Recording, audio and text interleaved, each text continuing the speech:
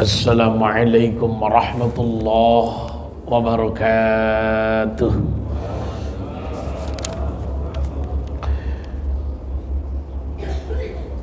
Alhamdulillahil wahidil ahad alladzi lam yalid wa lam yulad wa lam yakul lahu kufuwan ahad. Ahmaduhu subhanahu wa ta'ala wa ashkuruhu ala ni'amih. Allahumma fasalli wa sallim wa barik wa karrim ala sayyidina Muhammadin wa ala alihi wa ashabihi wa atba'ihi wa ummatihi ajma'in. Amma ba'du, faqad qala ta'ala fi kitabihil karim wa huwa asdaqul qailin. A'udzu billahi as-sami'il 'alim minasy syaithanir rajim.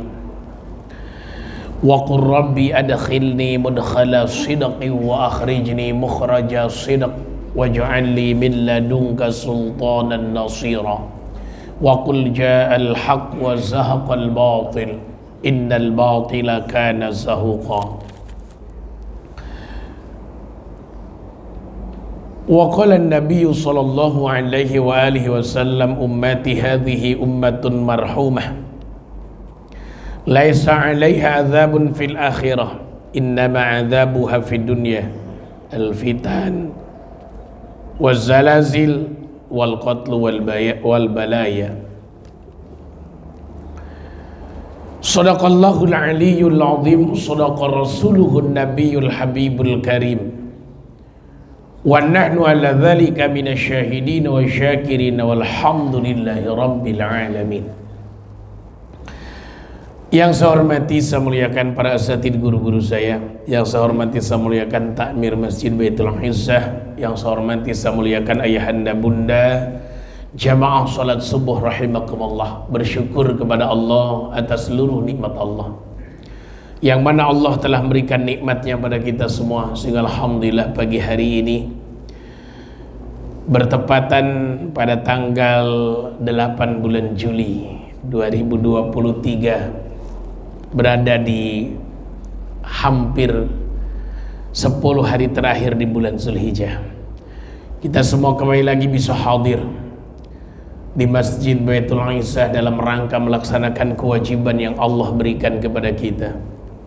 Dan keutamaan dari kewajiban itu yaitu sholat subuh secara berjamaah, yang kualitasnya siapa yang sholat subuh berjamaah maka seakan-akan sholat sepanjang malam. Alhamdulillah kita bisa lanjutkan dengan pengajian rutin Sabtu subuh, yang merupakan kewajiban menuntut ilmu selama hayat masih di kandung badan. Mudah-mudahan amal-amal ibadah yang kita lakukan ini semuanya diterima oleh Allah Subhanahu wa ta'ala. Amin. Rahmat teriring salam semoga Allah curahkan, semoga Allah limpahkan selalu kepada Nabi kita, Rasul kita, yaitu baginda Rasul Muhammad sallallahu alaihi wa alihi wasallam. Ayahanda bunda rahimakumullah, mari kita lanjutkan kajian kitab Mukhtarul Hadits. Lanjutannya kemarin kita bahas tentang khutbah Nabi dalam haji wada. Selanjutnya kita lanjutkan ummati hadhihi ummatun marhumah. Ummati, umatku, hadhihi ini, umatku ini ummatun marhumah, umat-umat yang dikasihani. Laisa 'alaiha 'adzabun fil akhirah. Laisa, tidak ada, 'alaiha kepada ummati, 'adzabun siksaan fil akhirah. Innama 'adzabuha, sesungguhnya siksaan umatku fid dunya, di dunia. Apa itu al-fitan? Dengan cobaan-cobaan, fitnah-fitnah, wazalazil, dan dengan gempa bumi, wal qatlu, dengan terbunuh, wal balaya, dan malapetaka. Singkat kata, singkat cerita. Bagaimana Ustaz? Baik, paling bawah, yang paling bawah. 31 paling bawah. Umat Islam ini umat yang disayang betul sama Allah dan Rasulnya. Kalau kita lihat sejarah baginda Nabi sebelum wafat selalu bilang ummati, ummati, ummati, umatku, umatku, umatku. Makanya kita bersyukur sekali sama Allah, kita menjadi umat baginda Nabi Muhammad SAW. Mudah-mudahan kita semua diaku sama beliau menjadi umatnya. Amin ya Allah ya Rabbal Alamin. Singkat kata, singkat cerita dari hadis ini, adanya fitnah, cobaan, adanya gempa bumi berbentuk musibah, adanya peperangan, adanya malapetaka di dunia, kesulitan ekonomi dan lain sebagaimana. Kalau umat Islam itu sabar dalam menghadapi ujian-ujian itu, berarti itu menjadi kifarat dosa-dosa yang kita lakukan. Jadi pulang ke akhirat, dosa kita bersih, maka tidak mendapatkan siksaan Allah, tapi insya Allah akan selamat dari api nerakanya Allah dan mendapatkan jaminan surganya Allah Subhanahu wa ta'ala. Oleh karena itu, kalau kita difitnah orang, dicoba apapun, sabar.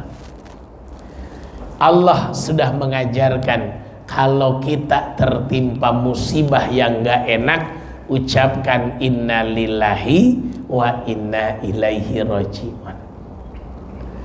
Hidup ini kan gak nikmat terus. Hidup ini mungkin yang suka sama kita lebih sedikit daripada yang benci. Yang ngomongin keburukan kita mungkin lebih banyak daripada yang membicarakan kebaikan kita. Sabar udah. Yang kedua, wazalazil, gempa bumi. Kiamat sugro yang Allah perlihatkan diantaranya gempa bumi. Kemarin katanya baru kejadian di Yogyakarta, katanya gempa bumi begitu dahsyat, begitu luar biasa. Nah, ujian seperti di Cianjur yang yang beberapa bulan yang lalu, sampai hampir meluluh lantahkan penduduknya, rumah-rumahnya habis. Nah, itu adalah menjadi kifarat-kifarat dosa.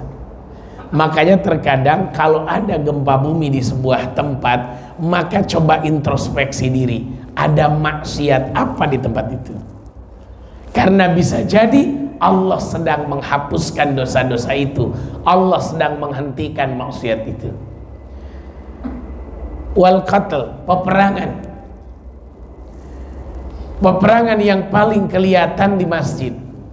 Beda pendapat, beda pola pikir, beda gaya ibadah, terkadang timbul perselisihan. Sabar, kalau beda pendapat sabar. Lebih jauhnya anak-anak sekolah tawuran, lebih jauhnya antar partai saling menjatuhkan, antar calon dan pendukung calon saling menjatuhkan. Ingat, ikhtilafu ummati rahmat. Kalau berbeda, jadikan kasih sayang, jangan jadikan permusuhan. Ada yang kunut dengan yang enggak, yaudah jadikan saja rahmat Allah. Habis sholat ada yang wiridan, ada yang diem aja, jadikan saja rahmat Allah, jangan dijadikan permusuhan. Sholat taraweh ada yang 11, ada yang 23, jadikan rahmat Allah, sudah selesai. Tuh ya, jadi kita nggak pusing. Maka kalau ada perbedaan di antara kita, kembalikan sama Al-Quran dan hadis Rasul. Yang ketiga, wal balaya, malapetaka, musibah. Ada yang ditimpa dengan kelaparan, ada yang ditimpa dengan penyakit, ada yang ditimpa dengan diuji dengan anaknya, ada yang diuji dengan istrinya, ada yang diuji dengan suaminya, ada yang diuji dengan bisnisnya. Musibah-musibah itu kalau kita sabar akan menjadi kifarat dosa-dosa kita. Itulah, mudah-mudahan apapun ujian yang Allah timpakan ke kita di dunia, jangan sampai di akhirat kita mendapatkan siksaan api nerakanya Allah. Amin ya Allah ya rabbal alamin. Hadis selanjutnya, imsah usaplah ra'sal yatim, kepala anak yatim, hakadha, seperti ini, ila muqaddami ra'si, ke depan kepalanya anak yatim. Set. Waman lahu abun, siapa yang gak punya ayah, hakadha ila muakhiri ra'si, kalau anak itu yatim piatu sampai kepala belakang. Jadi kalau kita nyantuni anak yatim kan sunnah mengusap kepala. Cuman ingat ya, terkadang bagian kita santunan anak yatim ada yang datang perempuan anak yatim 18 tahun. Ini hati-hati, jangan diusap kepalanya. Jangan. Enak, semangat bener nih. Wih, mana habis keramas lagi. Wih, semangat bener. Betul, memang sunnah ngusap kepala anak yatim bagus.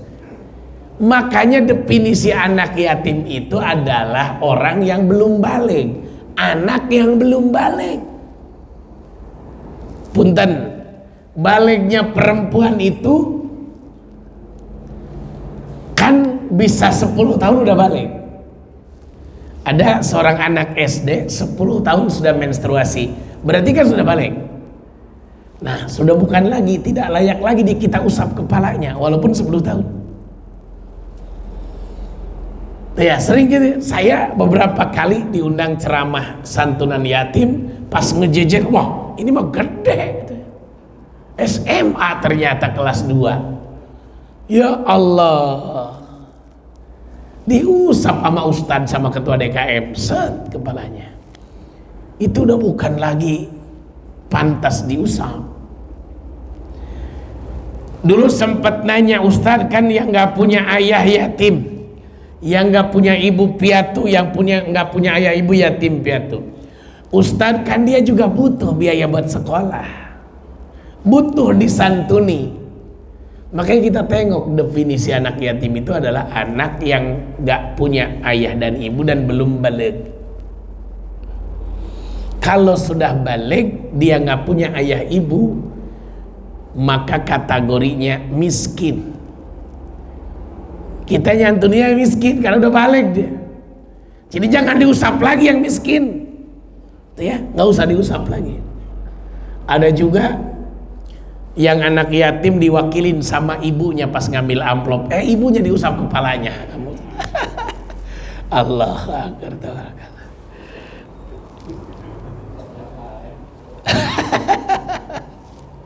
Jadi punten, betul memang ngusap kepala anak yatim itu sunnah, tapi bukan hanya ngusap, ada makna di atasnya. Satu, sambil mendoakan. Yang kedua, sambil menyantuni. Yang ketiga, anak yatim itu kan rata-rata nakalnya luar biasa.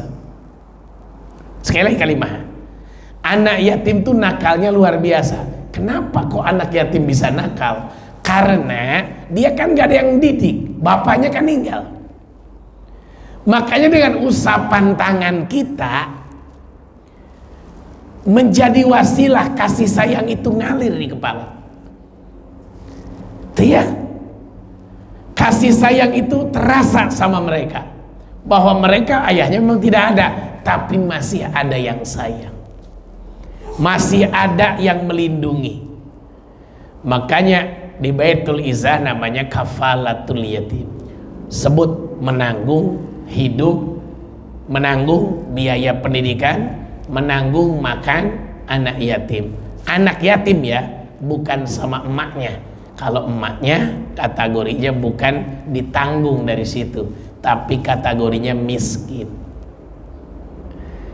Cuman terkadang resiko Pak, kita suka ragu. Nih anak yatim, si anak yatim, tapi ngelihat ibunya menor dandanannya, itu pusing tuh ke kepala. Bulu matanya dilentik-lentikin, alisnya ditebel-tebelin, bingung ini pantas nggak disantuni. Ada lagi satu kasus, ibunya udah nikah lagi ke yang lain.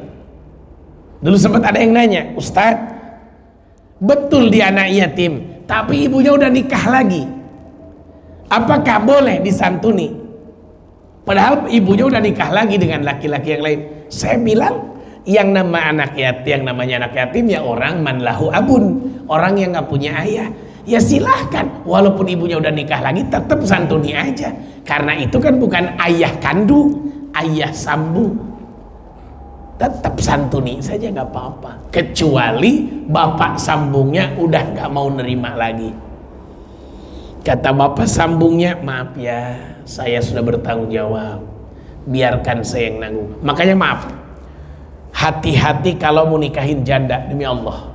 Karena yang paling bahaya itu diantaranya memakan harta anak yatim. Kenapa saya mengatakan hati-hati kalau menikahi janda? Contoh begini, Markonah ditinggal meninggal sama suaminya. Markonah punya anak dua, yang pertama Sujai, yang kedua Tony, dua nama anaknya. Nah, datanglah kita. Karena Markonah ini cantik jelita, masih muda, kita datangilah, kita nikah, pengen menikah dengan Markonah. Nah, Markonah itu ditinggal oleh suaminya mobil, motor, rumah,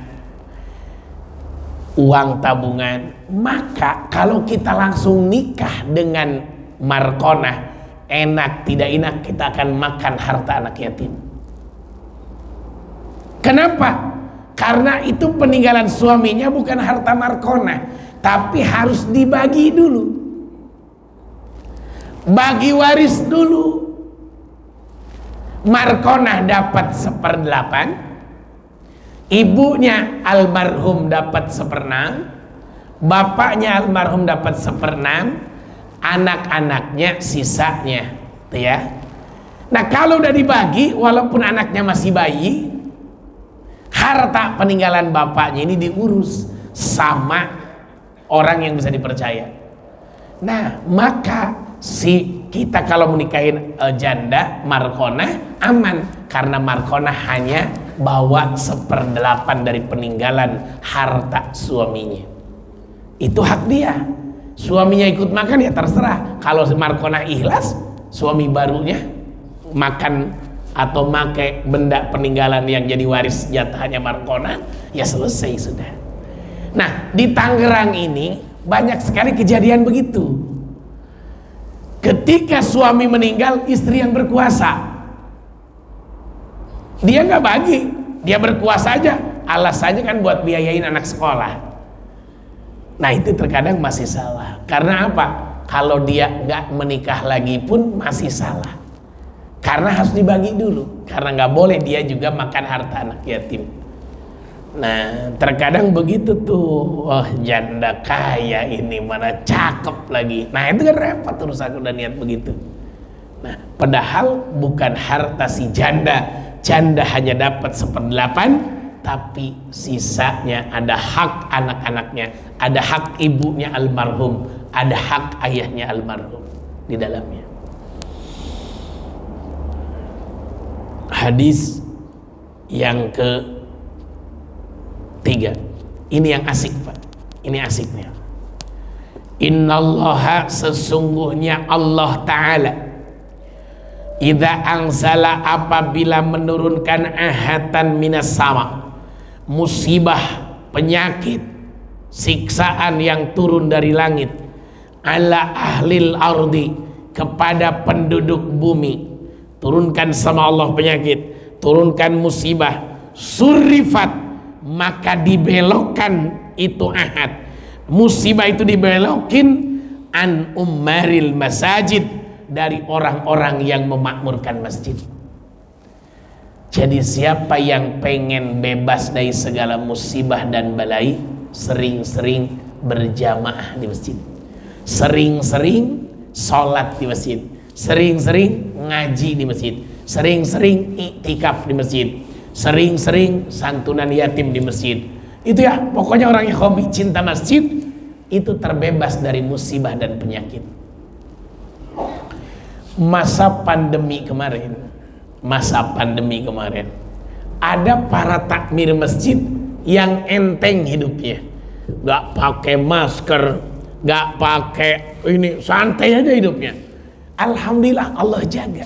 Nah ini hadisnya. Yang penting betah di masjid. Makanya ada beberapa perumahan kalau kena banjir ngungsinya ke masjid. Nah, ngungsinya ke masjid. Ustadz, emang boleh orang ngungsi di masjid? Boleh-boleh saja sebenarnya. Kalau nggak ada tempat lagi nggak ada masalah. Di zaman Nabi itu dulu sampai ada orang terkena panah, bikin kemah di dalam masjid, dirawat di masjid. Zaman Nabi begitu ya, boleh, silahkan, nggak ada masalah. Yang kedua, pernah ada sebuah video seorang imam masjid main sepak bola dengan anak-anak di dalam masjid. Ada pernah, tapi bukan di Indonesia, di luar negeri. Bolehkah emang seperti itu? Maaf lahir batin, kalau sampai seperti itu namanya kelebihan, berlebih-lebihan. Artinya kalau ada anak kecil bercanda di masjid nggak boleh dimaki. Tapi bukan berarti sengaja diajak main. Kemarin saya khatib di At-Taqwa di sini nih, di Kapling Pemda sini.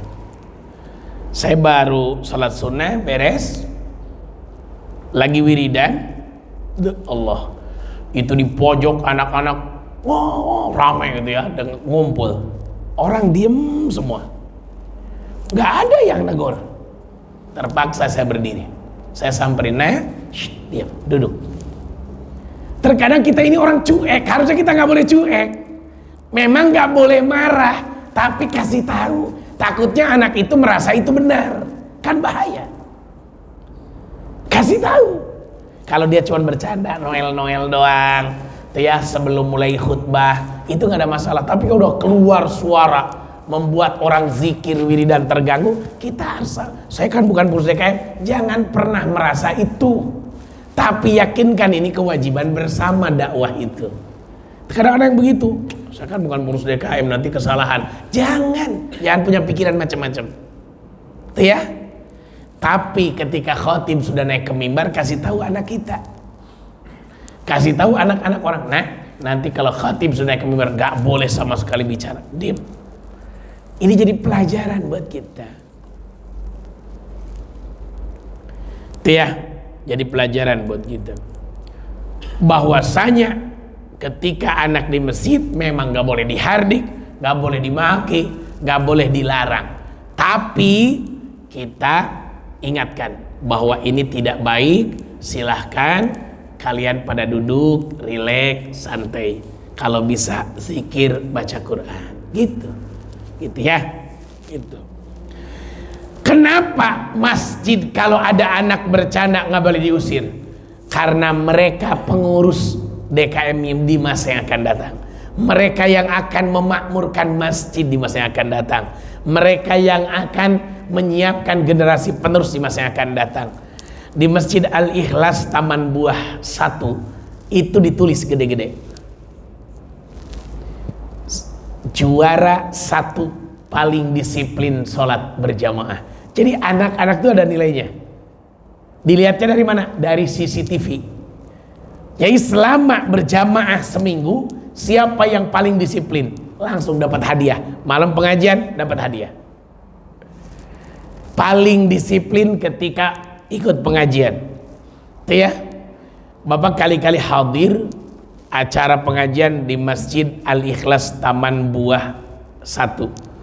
Itu Masya Allah, di Pasar Kemis. Pengajian kan tiap malam minggu, Ahad subuh sama malam Senin. Itu Masya Allah, yang hadir itu bisa 500 orang lebih, Pak. Karena seluruh masyarakat, apakah bapak-bapak, apakah ibu-ibu, apakah pemuda, apakah anak-anak, apakah laki-laki, apakah perempuan, remaja, putri, semua hadir di masjid kalau pengajian. Semua hadir. Jadi penuh, masjid itu penuh sekali. Padahal pengajian biasa. Ya itu.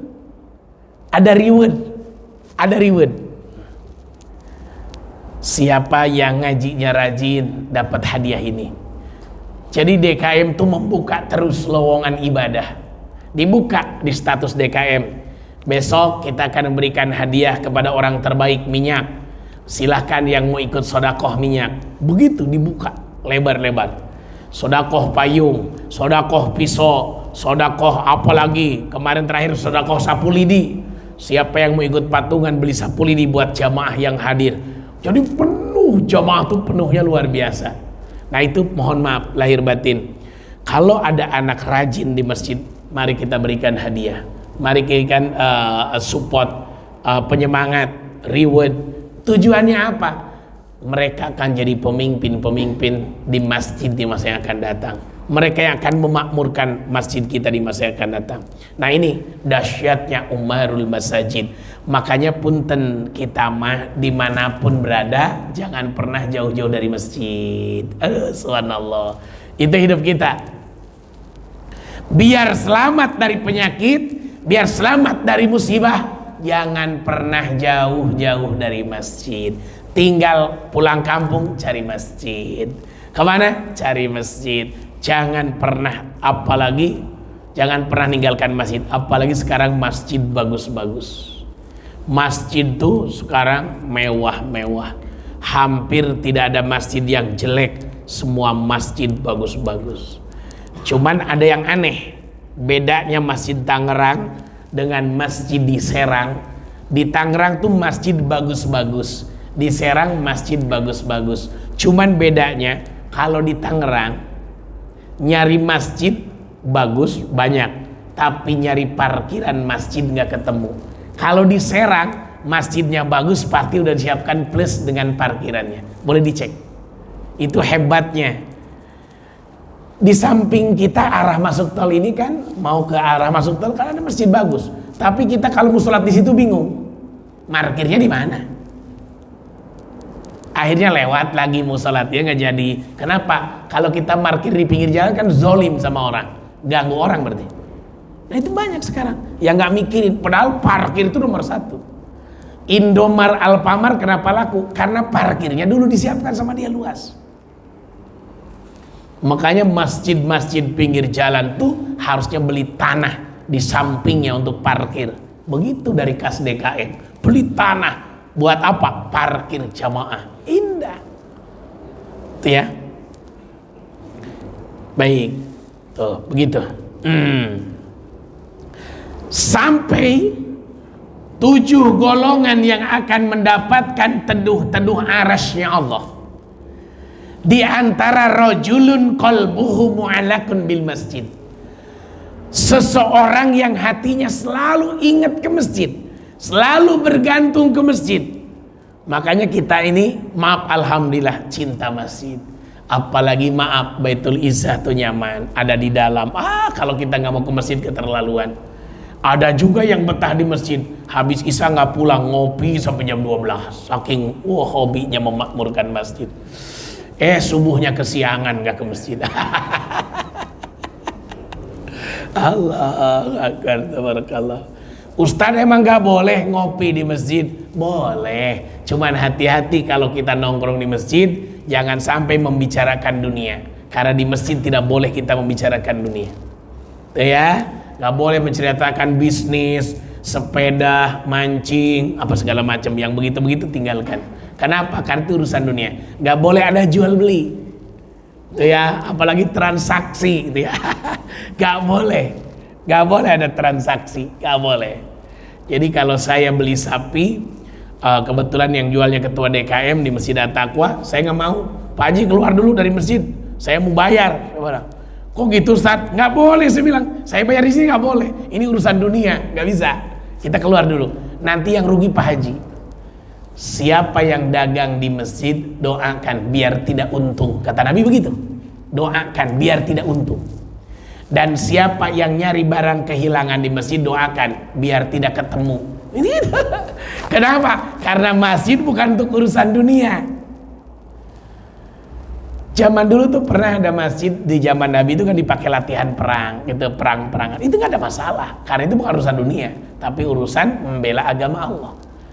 Itu ya, maaf, kan suka ada masjid yang di depannya itu jual kopiah gitu ya, di teras ya. Ada jual tasbih, jangan beli Pak, karena nggak boleh kita jual beli di situ. Itu ya, makanya kayak Masjid Al-Azham itu di luar Pak, bukan di masjid, tapi di luar masjid. Di masjid nggak boleh ada perdagangan, nggak boleh ada perniagaan, karena masjid bukan untuk itu masalahnya. Masjid untuk bukan bisnis. Ya kalau kita ngobrolin bisnis ya geser dulu keluar.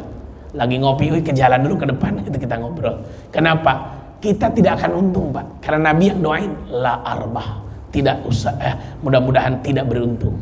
Rugi kan Pak? Rugi. Masjid, teras masjid termasuk masjid nggak? Ya termasuk. Iya, termasuk Pak. Gini gampang. Nandainnya termasuk masjid apa bukan?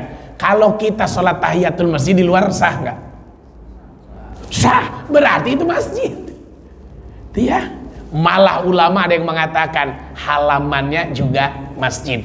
Pagernya juga masjid. Sampai pagar luarnya itu masjid Pak. Nah, di luar pagar masjid baru bukan masjid.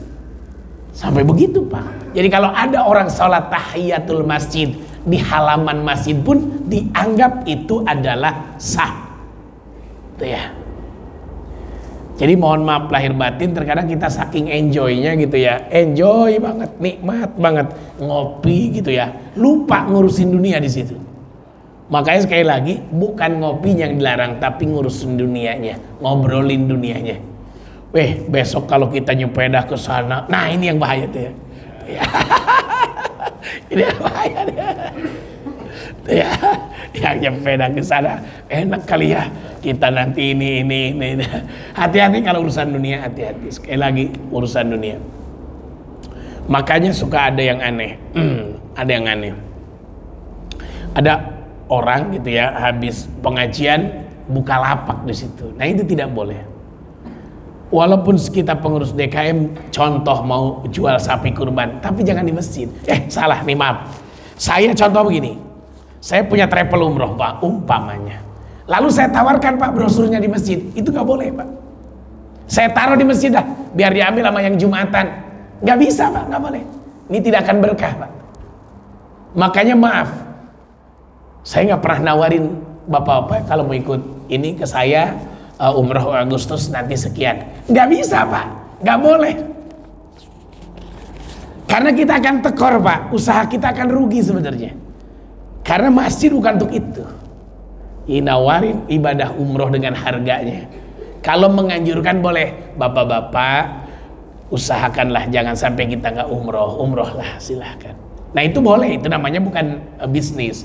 Tapi kalau mau umroh ikut saya bulan besok itu di saya sekian, itu bahaya Pak. Udah dagang itu namanya. Sepertinya ibadah Pak, tapi itu bisnis, tidak bisa.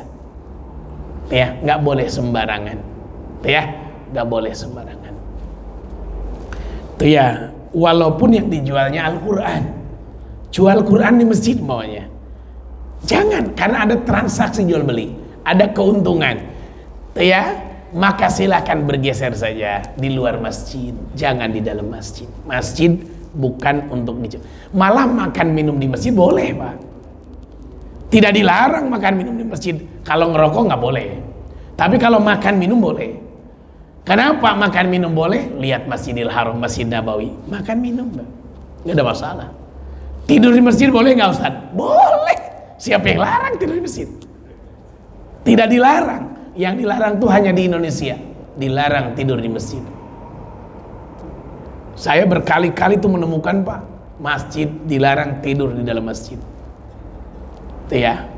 Padahal bagus sekali tidur di masjid itu. Malah para musafir siapkan tempat dong di masjid untuk tidur. Harusnya begitu malah. Di kita begitu. Cuman usahakan biar gak ganggu orang sholat, nggak ganggu kotorannya, takut iler segala macam, siapkan tempat khusus lah. Mungkin bisa di terasnya, tidak di dalam. Tapi kalau dilarang tidur di masjid itu salah kalau menurut saya. Kenapa? Karena masjid boleh dipakai untuk tidur. Tapi jangan numpang tidur bagian adzan keluar. Ada yang begitu. Di sekolah-sekolah tuh begitu. Anak sekolah ngumpul di masjid, ngadem karena ada AC-nya. Bagian adzan bubar, udah kayak setan dia. Ngedengar adzan takut. Ini bukan main-main loh, ini sering terjadi ini. Sering terjadi. Itu ya. Nah, harusnya kita di masjid itu ngapain sih? Intidorus sholah ba'da sholah. Nunggu waktu sholat setelah sholat. Habis maghrib nungguin isya. Tiduran. Silahkan miring, tapi jangan tidur ya, karena habis maghrib nggak boleh tidur. Habis tahajud nungguin subuh, nah itu baru boleh tiduran, karena sunnah itu tidur miring. Begitu. Jadi jangan pernah melarang orang makan, minum, tidur di masjid. Tapi kalau ngerokok, Habib Bahar saja, Habib Bahar bin Sum itu kan perokok berat, tapi dia ngancam betul orang yang ngerokok di masjid. Dia marah betul, marah banget beliau kalau ngelihat ada orang ngerokok di masjid, gitu ya. Itu ya, kenapa? Karena rokok bukan makan, bukan minum. Itu ya, silahkanlah yang lain-lain boleh dilakukan. Oke, itulah memakmurkan masjid. Saking dahsyatnya masjid, Pak. Saya numpang kencing nih, aduh, lewat masjid Baitul Izzah nih, numpang kencing. Itu tidak boleh Pak, kita numpang doang. Habis kencing, sholatlah 2 rakaat sholat sunnah. Baru lanjutkan lagi perjalanan kita. Ustadz, saya kan buru-buru. Kalau buru-buru numpang kencing di masjid, tolong ambil 5.000, 10.000, masukin kotak amal. Nggak boleh kita cuman buang air kecil loh, nggak boleh Pak. Masukin kotak amal, karena itu air disiapkan buat yang ibadah. Nah, kalau kita nggak ibadah di situ, tolong ganti pengganti airnya, sodakoh ke situ. Itu nggak boleh Pak, sembarangan. Tuh ya, nggak boleh sembarangan.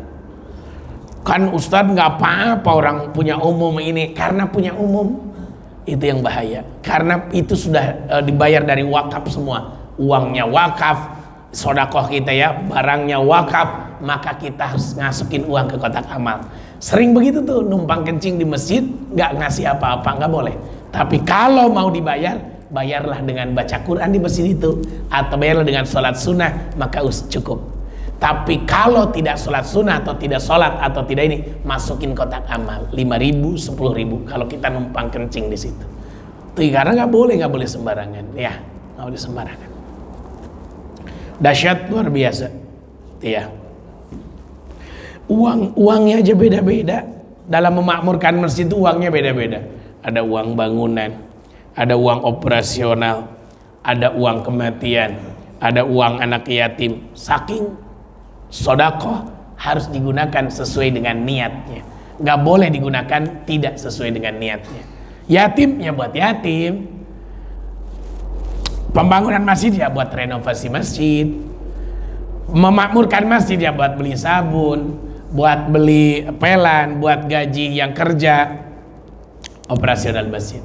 Itu ya, maka tidak bisa sembarangan kita gunakan. Begitu, tuh, gitu. Baik, itu hadis yang terakhir. Ada yang mau ditanyakan sampai di sini? Alhamdulillah nggak ada. Itu ya. Baik, kita tutup dengan doa. Jadi prinsipnya Bapak, masjid ini perahu kita.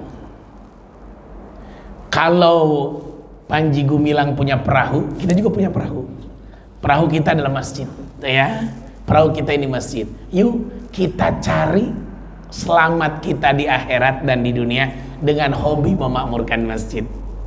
Yang kedua, masjid jangan jadi ajang perbandingan keindahan. Karena ketika masjid jadi ajang perbandingan keindahan, maka masjid bukan lagi tempat zikir tapi tempat rekreasi. Lihat Masjid Al-Jabar Pak, banyak orang datang numpang foto pulang. Itu kan luar biasa Pak. Ada yang datang numpang makan di situ, rame-rame, habis itu pulang. Itu ya. Berarti kan fungsi masjid sudah berubah. Makanya mohon maaf lahir batin, masjid jadi tanda di akhir zaman, tanda kiamat adalah apabila masjid sudah bermegah-megahan. Ternyata sekarang terbukti, Pak. Masjid itu terkadang ngebangun menaranya aja miliaran. Saking apa? Pengen kelihatan sama orang. Tapi ciri masjid yang benar adalah subuh. Kalau subuhnya udah kayak sholat Jumat, itu masjidnya sudah makmur. Jangan dilihat pas Idul Fitri, Idul Adha. Ciri orang mukmin itu dilihatnya dari subuh, bukan dari Idul Fitri, Idul Adha. Gitu. Terkadang kalau di kampung-kampung, Pak, maaf, Bapak bersyukur tinggal di perumahan. Demi Allah, saya bertahan di perumahan daripada di kampung. Di perumahan itu maaf, sejelek-jeleknya kalau kita berjamaah itu 4 baris mah ada sholat duhur, sejelek-jeleknya. Tapi di kampung, Pak, yang azan saya, yang qomat saya, yang jadi imam saya, yang jadi makmum saya, coba deh cek di kampung, pusing, Pak. Saya pulang ke Jawa dari rumah itu kan ba'da subuh, nyampe ke Jawa tuh pas adzan asar. Adzan asar. Saya nggak ke rumah dulu, saya ke masjid dulu. Sayang dong kalau kita nggak sholat asar. Ya Allah, itu nggak ada orang satupun. Saya tunggu, saya setelah adzan saya tunggu, nggak ada juga. Ya Allah. Akhirnya anak saya, udah deh qomat dah, udah. Anak saya jadi imam, saya jadi makmum. Nungguin orang sampai selesai wiridan, gak ada orang juga. Sampai di masjid tempat kampung saya itu udah disetting, Pak. Jadi setiap waktu sholat yang adzan itu bukan manusia, tapi di speaker itu udah settingan adzan, Pak. Saking gak ada orang, tahu kemana itu orang. Nah ini mohon maaf, Pak, sedih, Pak. Makanya demi Allah, yang paling enak tuh tinggal di perumahan. Saya merasakan. Saya ketika tinggal di perumahan sebelum pesantren jadi itu aman, Pak. Tapi ketika sekarang tinggal di pesantren di kampung pusing kepala, Pak. Ya Allah, ini di kampung jamaah kagak ada orang. Nah itu, Pak. Makanya punten, memang di kampung mah nggak ada perdebatan, nggak ada beda kunut, nggak ada beda macam-macam. Tapi jamaahnya kagak ada. Terkadang ustadznya juga nggak ke masjid. Tapi kalau di perumahan, subhanallah, makanya beruntung, Pak. Apalagi tinggal di Arafah, masya Allah, tabarakallah. Makanya punten, ya bersyukur saja sama Allah, karena hidup itu patokannya masjid. Kalau ada orang datang ke masjid, saksikan oleh kalian bahwa dia beriman kepada Allah. Kata Nabi begitu. Pokoknya kalau orang ke masjid, saksikan dia beriman kepada Allah. Makanya mari kita hobi ajak anak-anak kita datang berjamaah di masjid. Mudah-mudahan seluruh amal ibadah kita diterima sama Allah. Amin ya Allah. Allahumma sholli wa sallim ala sayyidina Muhammadin fil awwalin wal akhirin wa barik wa karim radhiyallahu tabaraka wa ta'ala kulli sahabati Rasulillah ajma'in. Alhamdulillahi rabbil alamin hamdasy syakirin hamdan na'imin hamdan yuwafi ni'amahu yukafi mazida. Ya Rabbana lakal hamdu wa lakal syukru wa lakal mulku wa huwa ala kulli syai'in qadir. Allahumma inna asbahna nushiduka wa nashidu hamalat arshik wa malaikataka wa jami' khalqik annaka antallah la ilaha illa anta wahdaka la syarika lak wa anna muhammadan abduka rasuluk. Allahumma inna nas'aluka ridhakal jannah wa na'udzubika min sakhatika wan nar. Allahumma ya Rabbi ya Rabbi ya Rabbi, Allahumma inna na'udzubika minar rihil ahmar wa dammil aswad wa da'il akbar birahmatika ya arhamar rahimin. Allahumma tawil umurana wa sahih ajsadana wa nawwir qulubana thabit imanana wa sin amalana wa si arzaqana wa ilal khairi qaribna wa nisyari ba'idna wa qdi hawaijana fid dini wa dunya wal akhirah. Rabbana ighfir lana dhunubana wa liwalidayna warhamna warhamhuma kama rabbayana والصغار ولجميع المسلمين والمسلمات والمؤمنين والمؤمنات برحمتك يا أرحم الراحمين. ربنا هب لنا من أزواجنا وذرياتنا قرة أعين واجعلنا للمتقين إماما. ربنا لا تزغ قلوبنا بعد إذ هديتنا وهب لنا من لدنك رحمة إنك أنت الوهاب. ربنا آتنا في الدنيا حسنة في الآخرة حسنة وقنا عذاب النار. بفضلك سبحان ربك رب العزة عما يصفون wassalamun alal mursalin walhamdulillahi rabbil alamin. Mudah-mudahan doa kita semua dikabul oleh Allah Subhanahu wa taala. Amin ya Allah ya rabbal alamin. Itu saja yang bisa sampaikan. Maafkan bila ada ucapan yang tidak berkenan. Billahi taufiq wal hidayah wal afa minkum. Assalamualaikum warahmatullahi wabarakatuh. Allah